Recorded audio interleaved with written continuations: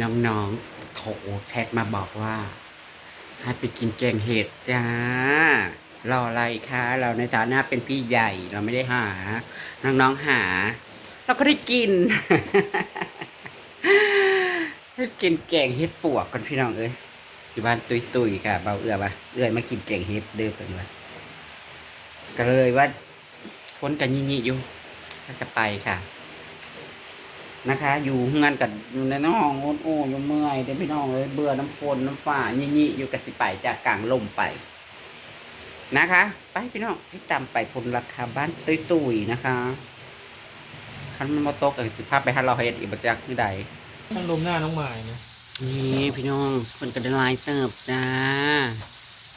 เอากับวันนี้ฮะเป็นผู้โชคดีผู้หนึงอยู่นะคะผู้โชคดีผู้หนึงที่ได้กินแกงเฮ็ดจะใครจะเป็นผู้โชคดีสิได้แกงแซ่บๆได้กินพักอีตูอีตอกกับมีอยู่บ่คืออีตองนะคะเหียนมาแล้ว ห้องเฮาให้คืมคืมนำเบิดโอ้ยมันคมบ่เอื้อหน้าเฮาคือแสบเบิดไปเอาม่วงวานเนี่ยมันบาดมันคือแสบนี่เด้นี่ผู้ดังกันนี่ผู้ดังกันนี่แล้วก็พี่จะเป็นพี่สังสบายดีบอกเมื่อกี้เนี่ยเอาไหมซะบ่เห็น8 ปีแล้วบ่ได้พ่อกันสมากินแกงเฮ็ดฝนตกมาแล้วนอนยันเสียน้ำใจเดียวนะมากินแกงเฮ็ดเอ้ยว่าของกำนันกับบ่มีอีหยังแล้วมีแต่กับปุ่นอีห่าต่ำให้มันต่ำอีห่าต่ำมันต่ำฝนน่ะก็บ่ได้หยุดได้ย่อนพี่น้องเอ้ยวันนี้พุ่นสะอยู่2 เดือนแล้ว2 เดือนล้นแล้วนี่นะเครื่องไปในบริษัทข้าวป่านี้ไปนะเป็นเอาเบิร์ดตัวเขาสีไส้เลยสักมือเลยสักมือเลยจ้าอ้าวและหางต่อเพิ่นน่ะว่าในมือจะกาไม่ปิ่นเสื้อหัวอยู่ลื่นมันอยู่วางไหนมาไม่เศร้ากลางนะเป็นเกี่ยวนี่เสากลางทั้งนอกคือเสากลางตัวนี้เศร้ากลางตัวทั้งนอกผมเพิ่มออกไปนะมีต่อพี่น้องมีต่อคุ้มบ่คุ้มและต่อเฟืองต่อมันอยู่ในเฟืองน่ะโอ้ยเนาะโล่งจังเลยตัดใบกระถินออกแล้วโล่งอีเลยไปกวนมันดูห้างมันใหญ่ชำใดนี่เพิ่งนั่นไปเบิ่งอยู่นี่ไปเล่นกับมันดูเห็ดคอนเทนต์ดู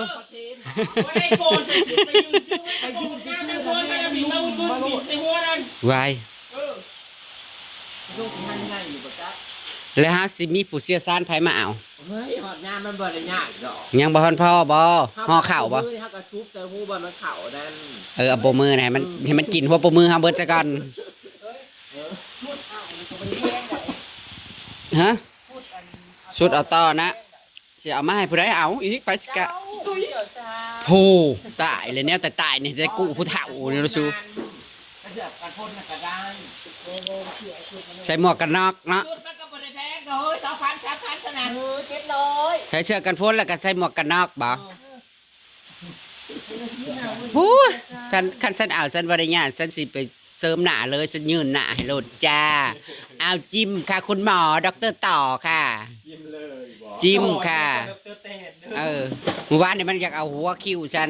เกือบไม่ตกกกม่วงบ่ว่าสิเพิ่นสิว่า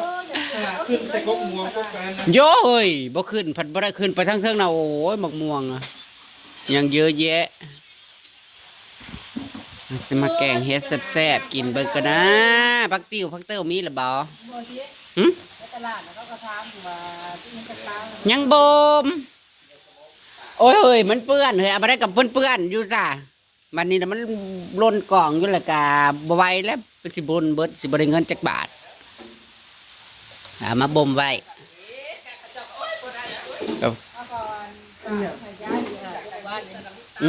สิเอาเฮ็ดอีกเลยหมูสาสิไปหาอีหยังสิไปเอาเฮ็ดนะใช่ไปซ่อเบิ่งเฮ็ดในบอลพอจะปูโอ้ยอีลูกจะปูไป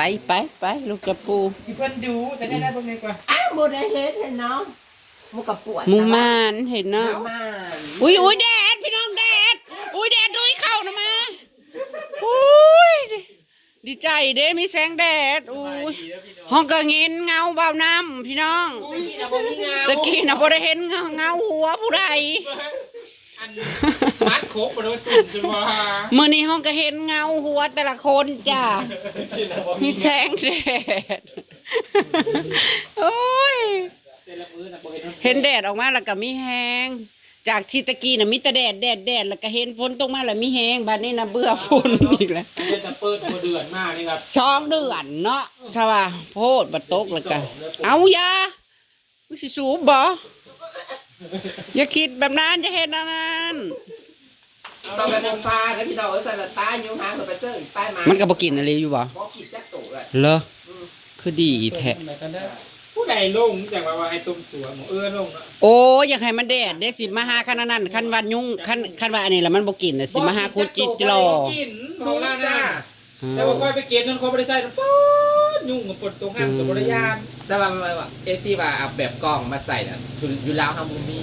มันบ่มีโฆษณาไอ้คือในเฟซน่ะนะแบบว่าเขาขาย อัน น่ะ นี้ นะ ใช่ได้หมดจ้ะ อยู่ไทยน่ะมีตัวเขาใส่กล้องแล้วเขาไปขีดจ่าอันนี้ไปห้าวเด้อพี่น้อง ไปอีน้อยไปหาบเอามาไปหาบมาสิขูดตีนซอยดอก ไปหาบเอาน้ำแหม่เห็นดิว่าแนวใดปู่ป่าน้ำมันเฮ็ดฮอนน่ะบ่เอาน้ำเขาบ่เห็นดิพะใหญ่คำแตดตะกี้ แต่เอ้ยหมอตัวนี้ตัว หาบเอาน้ำแหม่แกงเอื้อแกง หมอไหนหมอนั่นนี่หมอน้อยตรง แกงใส่หม้อใหญ่โลดใส่น้ำเครื่องหม้อใส่น้ำโกโก้ บ่อยได้มาที่แก้วครับตู้ พี่น้อย ผักติ้ว ไอ้ตัวโบใต้บ่ นี่ได้ลูกหลักเจ้าปู่นะพี่น้องเอ้ยลูกหลักนางลูกหลักเจ้าปู่นี่นะเข้าไปแบบสง่าพาเผยได้ก้างจ้องไปเอาโลดซ้ำเฮ็ดซ้ำเฮ็ดนี่นะก้างจ้องเข้าไปเอาโลดค่ะหักบุคือบ่เอาแนวใส่นะอีน้อยแนวใส่มันคือบ่เอาเพิ่นบ่อยากให้ใส่แนวใส่ใส่ขั้นจ้องนะมาปาดขามนางบอกว่านี่นะปาดขามนางคืองามแท้คลามสีคลามเอาผักติ้วข้าวได้น้อยมึงจะไปเอาผักติ้วมนคือเสี่ยวมึงเดินมาต้มหรือกับคมทั้งฝาด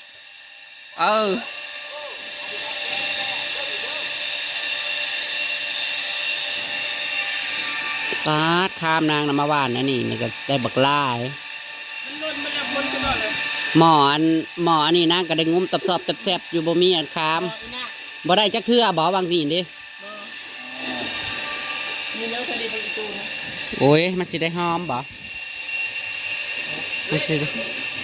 มันสิได้กินได้หอมได้แฮมบ่คนนี้ละแม่นแดงกับส้มอยู่ตาสิหวานรวยๆบ่ สีแดงด้วยเนี่ย รวย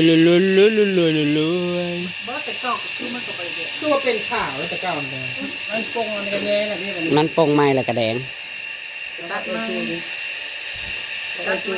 เก็บมีชนอีกไป ผู้เมื่อขึ้นมางัวเขาไปขับไปกินกกกล้วยไม่ใหญ่อะนะโผกไว้อีกโอ้ยเดน้ำมาให้แน่ข้าวแกงมักน้อย อยากซิมแข็งแซ่บๆเด้ออย่าไปโทษแป้งนัวใส่หลายๆใส่มันเมิดโลหันแซ่บแทนแน่นอนมึงเนี้ยนะมาอีเลยตายสู้ลูกเจ้าปูบ่เปียกกับหยอบบ่ยังบ่เห็นเนาะมันกลางลมอยู่ ยังมาแล้วยังไม่มาเหรอฝนตกลิ้นลองเลื่อยไหลวันบ่เว้นบางโอ้ยวันทางเที่ยวเปียกเปื้อนนั่นไหลแต่ขี้ตมนางสมศรียาลมข้าคอยขี่มาหาโม ตลาดแข่ง เกือบเนี่ยมันน้องได้น้องผือนะในหมองทางเข่าเด้ขี่มาแหละคือขี่มาแหละคือว่าสิเจอพ่อใหญ่ป้าพี่เปื่อยกับพ่อพ่อใหญ่นี่คือบ่มาลัดวะกูสิถ่ายคลิปไปเบิ่งวะ เพราะว่ากูกับอยู่กูสิถ่ายคลิปเราชอบรับปลาเปื่อยมากกูถ่ายคลิปใบเบิ่งยามแมลง ใช่ไปต้มเนื้อผัวก็นี่แต่ผัวบ้า เฮ้ยมีคนลาดข่อยอะไรวะเขาลาดข่อยเขาปลาเปื่อยมันลาดข่อยมันหมายความว่าอะไรนะเจ้าว่าสิอะไรสมมุติว่ามันลาดอย่างเสื่องข่อยจัดสิให้มันเสื่องอยู่บ้านเด้ห่วงมันจะแตกยังไงวะอันคือบ่เห็นลาดเดี๋ยวนี้ฝนตกก็บอกออกมาประจัก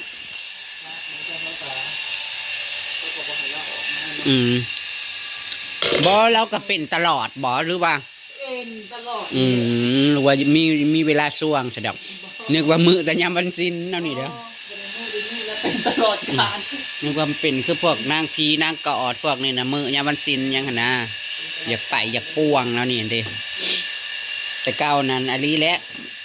กับซุมนางอำมาลาอันตะกี้น้องน้ำเย็นให้เนาะเขาอีกคำเขาอีนี่แหละแท้ลงเทื่อนะวันสิ้นดับนัดกันอีแล้วมาอีกแล้วบัดมาแล้วก็ลืมว่าวันสิ้นอุ้ยเนาะสู้สัมพอเฮามือเพราะว่าอีแล้วซุมนางนางแอตะกี้น้องน้ำเย็นที่จึง ปลูกมวยของเมียแล้วทางซึ้งมา คือบ่ถามรัดนางตุ๋ยนางอาจยังว่าเนาะสู้พี่บ้าถามทางบ่แม่นพี่บ้าถามทางอันนี้นะพี่เนาะพี่บ้าถามเชิง ดีแล้วเราอ่ะ สอนจะมีแล้วไป อันถามเชิงน่ะก็ถามว่าเนาะใดก็เชิงแน่น่ะ เซิร์ฟเนี่ย เป็นเซิร์ฟเนี่ย แสดงว่าเราน่ะเป็นพี่บ้าเก๋ขนาดนี้นะเราบ่มีลูกมีเมียบ่เออ เมียกับมีแต่ว่า แสดงว่าเราซับซ้อนทางเพศแล้วจังเป็นบ้านะเราอยากได้ผัว เมียกับมีแต่ว่ากูอยู่น้ำไม่ได้แบบมันเพื่อมันขึ้นแล้วมันแบบมันชิขาเมีย บ่นึกว่าขึ้นละเชิงขึ้นละเชิง เป็นขึ้นแล้ว โอ้ ตัดเมีย ขึ้นแล้วพัดตะตี้อยากต้อยคล้องขึ้น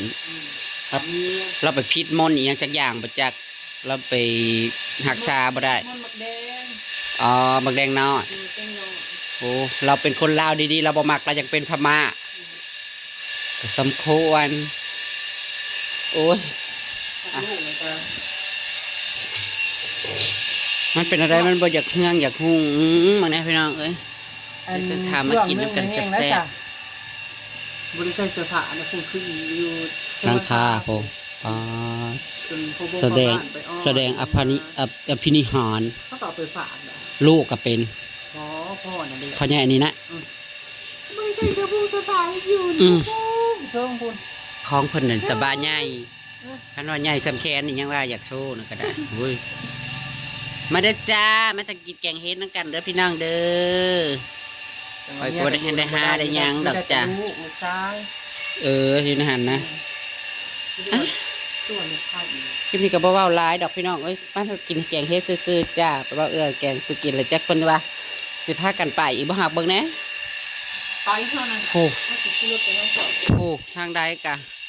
ฝนน่ะก็ย่อยช้าๆอยู่ น้ำมันก็ยังไป ไปตามคลิปหน้าก็แล้วกันจ้าพี่น้องค่ะ ไปเบ้าเจ้า ทางเบิ่งหมู่นี่แหละคันกินแกงเฮ็ดอิ่มแล้วนักท้องก็ยันไปบ่ได้ยันรู้ลูกประหลาดเติ้นไปพันแห้งเพื่อสิอยู่นี่มันเท่าใดปีเลยได้ มันน่าพูดมาอึดดับเลย มันอยากอึ่งมาห้องเต่านะมันจะมันเป็นหยังหักบาดโฟดและกาบาดเฮืองและกาเฮืองเลย